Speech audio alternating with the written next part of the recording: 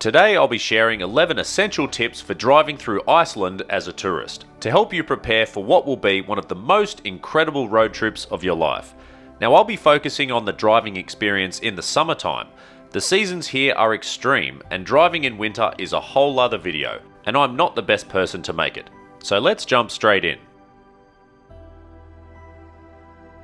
Tip number 1. Long days equals driver fatigue. If you're going to spend any length of time driving around Iceland in summer, then you will have more daylight hours than you know what to do with. And you wouldn't believe, it's about 9 o'clock at night, 9:30. The sun has just gone down over the mountain. The sun doesn't go down for another 2 hours. So if you see right at the top of that hill, you can see that little dot, that's a person. We're about to go up there.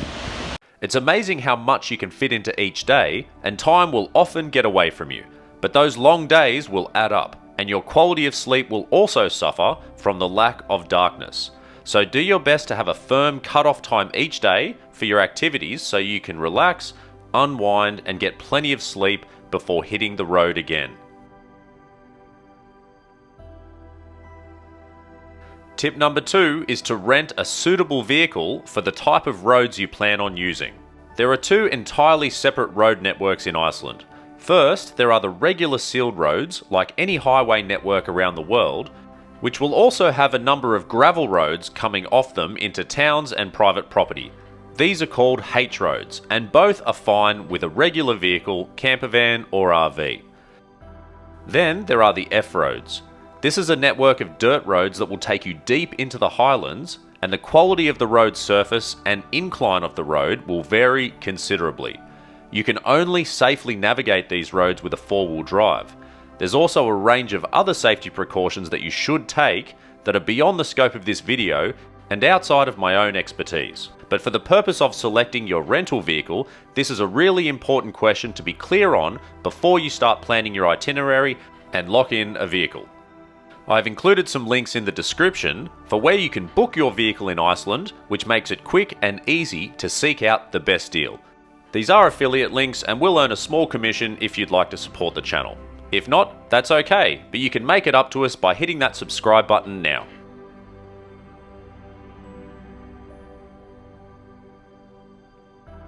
Do yourself a favour and be very generous with your time when planning your itinerary.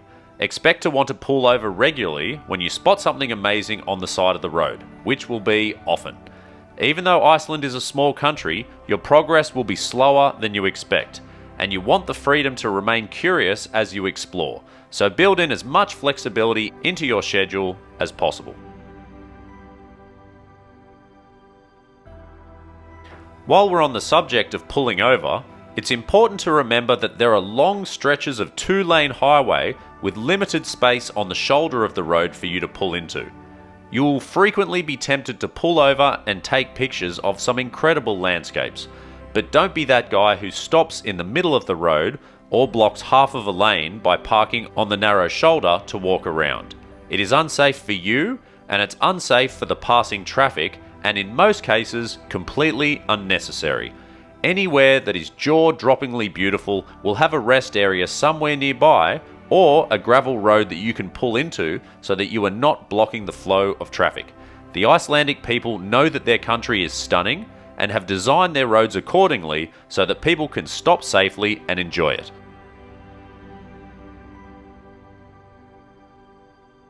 Tip number 5 is that gravel roads can be more perilous than they appear.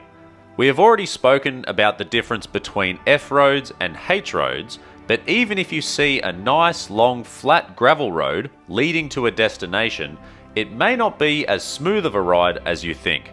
We underestimated the road leading to the Skeiðarárjökull glacier, and it became quickly apparent that we had no business being on that road in a 2-wheel drive campervan. We spent almost an hour slowly navigating the potholes instead of what we thought would be a quick 10-minute drive. Having said that, it was totally worth it though.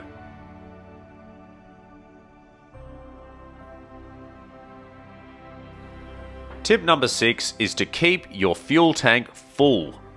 Gas stations are scarce in some remote areas, so you should refuel whenever you have the opportunity. If you have less than half a tank and you're leaving a town that has a gas station, do yourself a favour and just fill it up.